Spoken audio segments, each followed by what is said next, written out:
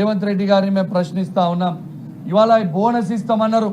ఇలా రైతులకి బోనస్ ఎందుకు ఇవాళ దాకా కూడా మీరు బోనస్ ఇవ్వలే అని మేము అడుగుతా ఉన్నాం. మీరు యూరియా బస్తాలు టైంకి ఎందుకు ఇస్తలేరు రైతులకి అని మేము రైతుల పక్షాన మేము అడుగుతా ఉన్నాం. ఇలా ప్రతి మహిళకి 2,500 రూపాయలు ఇస్తామన్నారు.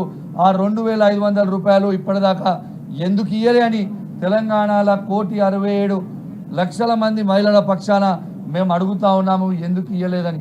మా తెలంగాణలో పెళ్లి చేసుకున్న ఆడబిడ్డల పక్షాన అడుగుతా ఉన్నాం. కేవలం కేసీఆర్ గారు ఇస్తున్న 1,116 రూపాయలు మాత్రమే వస్తూ ఉన్నది.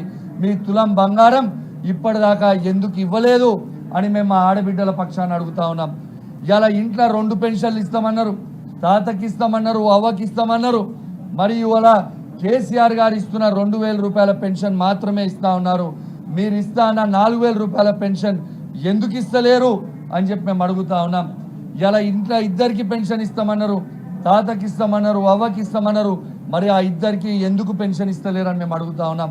ఇలా కేసీఆర్ గారు వికలాంగుల పెన్షన్ ఉన్నది 4,000 రూపాయలు కేసీఆర్ గారు ఇచ్చిందే ఇస్తారు తప్పితే ఇలా 4,000 రూపాయల పెన్షన్ 6,000 చేస్తామన్నారు. ఆ 6,000 ఎందుకు చేస్తలేరు అని మేము అడుగుతా ఉన్నాం. ఇలా రేవంత్ రెడ్డి గారు యువకులకి ఇలా మొట్టమొదటి సంవత్సరంలోనే 2 లక్షల ఉద్యోగాలు ఇస్తామని చెప్పారు. మరి ఆ 2 లక్షల ఉద్యోగాలు ఎటుపోయినాయి? ఇప్పటిదాకా నిరుద్యోగులకి ఎందుకు 2 లక్షల ఉద్యోగాలు ఎందుకు ఇవ్వలేదు అని మేము అడుగుతా ఉన్నాం. ఆనాడు రేవంత్ రెడ్డి గారు, రాహుల్ గాంధీ గారు ఆనాడు అశోక్ నగర్కి పోయినరు. అక్కడ ఉన్న పిల్లలందరినీ రెచ్చగొట్టిర్రు.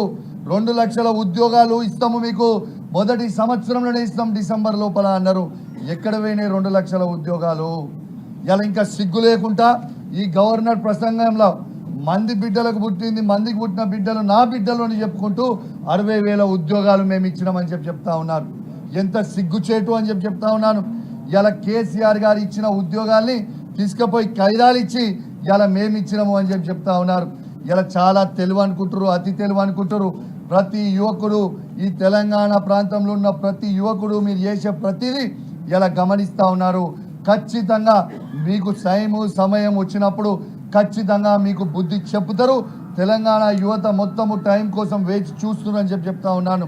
ఇలా అదేవిధంగా నిరుద్యోగ భృతి కూడా ఇస్తా అన్నారు. ఆ నిరుద్యోగ భృతి కూడా ఎందుకు ఇవ్వలే యువకులకి అని చెప్పి నేను అడుగుతా ఉన్నాను.